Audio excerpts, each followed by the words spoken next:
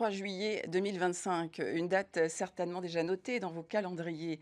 Vous allez le voir sur ces images de Mata Yorei, le HEVA 2025 se prépare sur le terrain, comme ici sur les hauteurs de Otumaoro. L'heure est à la préparation des costumes pour la troupe Hei Tahiti.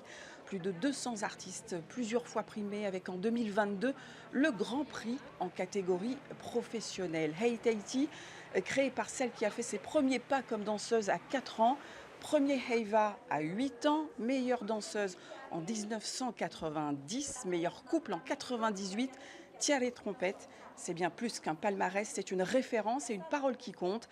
Yaorana, merci d'être avec nous ce soir. Alors, quand on est un prodige, une icône comme ça, et qu'on a un parcours exceptionnel, on est rodé finalement. Est-ce qu'on y va tranquillement pour le Heiva 2025? Alors non, il faut toujours travailler, il faut toujours s'organiser et il faut surtout être bien entouré. Alors le IVA, c'est dans un peu plus de 50 jours maintenant. Comment avez-vous vécu finalement ces préparatifs successifs d'année en année? Alors d'abord, on va dire, c'est une thématique qui a été retenue depuis 3 ans. C'est tout réfléchi, hein. C'est surtout, on va dire, une collaboration avec beaucoup d'associations comme Fafaité pour cette année, avec Hokulea. Ce qui nous importe surtout, c'est le fait d'actualité, c'est la préservation des océans, cette montée des eaux qui nous inquiète aujourd'hui parce qu'on est une île.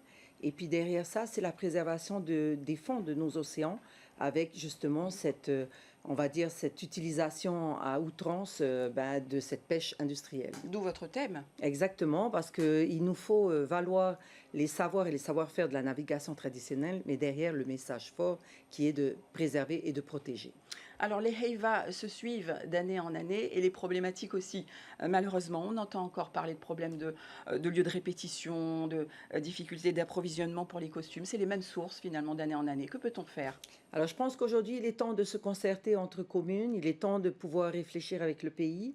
Nous ne pouvons plus garder justement on va dire, cette situation qui est incontournable aujourd'hui et insupportable.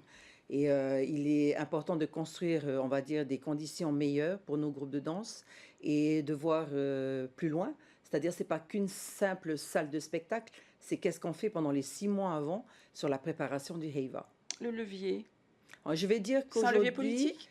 c'est un levier politique aussi, mais c'est surtout une concertation collective. C'est une prise de conscience avec la population parce que nous sommes aussi face à, on va dire, les nuisances sonores. Nous ne pouvons plus utiliser l'orchestre. Nous sommes mis à mal, hein, sur les lieux de répétition. Et je pense qu'aujourd'hui, il faut que collectivement, nous pensons à notre avenir. Alors, certains l'ignorent peut-être, vous avez un profil caméléon, danseuse, chorégraphe, institutrice, engagée politiquement, présidente d'association. Vous ne vous économisez pas. Quelle est la recette? Je dirais qu'aujourd'hui, nous avons besoin de se diversifier et d'être très bien entouré, comme je le disais au début. C'est-à-dire qu'on ne peut pas tout faire toute seule. Et je suis contente aujourd'hui d'avoir un bureau d'association qui est très actif, des personnes qui œuvrent au quotidien dans l'association de Hei Tahiti. Mais au-delà de ça, ce sont des engagés au niveau des artistes. Et dans la manière dont ils s'y prennent, je pense que je ne peux que être honorée de leur présence aujourd'hui et de la manière dont ils s'investissent. Et quand on a votre parcours, vos récompenses, de quoi rêve-t-on maintenant? D'un meilleur pour notre peuple. Aujourd'hui, la population a besoin d'un meilleur et je suis prête aujourd'hui à pouvoir véhiculer un message fort au niveau du plan national et international, c'est-à-dire de pouvoir protéger notre pays face à la montée des eaux, de pouvoir leur dire aujourd'hui que le savoir-faire et le savoir de nos navigateurs aujourd'hui est important dans la transmission aux générations futures. Peut-être un dernier mot sur une actualité qui vous concerne. Je parle des 60 ans de la ville de Pirée, c'était hier. C'est Oui. un peu votre ville quand même, Pirée. Effectivement, j'œuvre énormément au niveau de la population de Pirée. Et pour moi, c'est important aujourd'hui de pouvoir être disponible pour la population et de pouvoir véhiculer, on va dire, un bien-être dans cette commune. Et c'est une fierté aujourd'hui de pouvoir vivre les 60 ans. Et la mairie qui vous a sans doute aidé dans votre combat au niveau du Heiva? Oui, surtout qu'aujourd'hui, j'ai l'opportunité de pouvoir répéter dans une salle dans les meilleures conditions possibles, mais cette fois-ci sans l'orchestre. Donc on respecte un peu la décision du maire vis-à-vis de sa population, mais encore une fois, il est important que l'orchestre soit uni avec les artistes.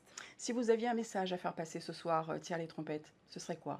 De penser collectivement sur l'avenir du Heiva et notamment de la culture, qu'allons-nous faire plus tard pour nos générations futures et quel va être le message qui va être porté par nous-mêmes, en fait, nous qui sommes acteurs au quotidien.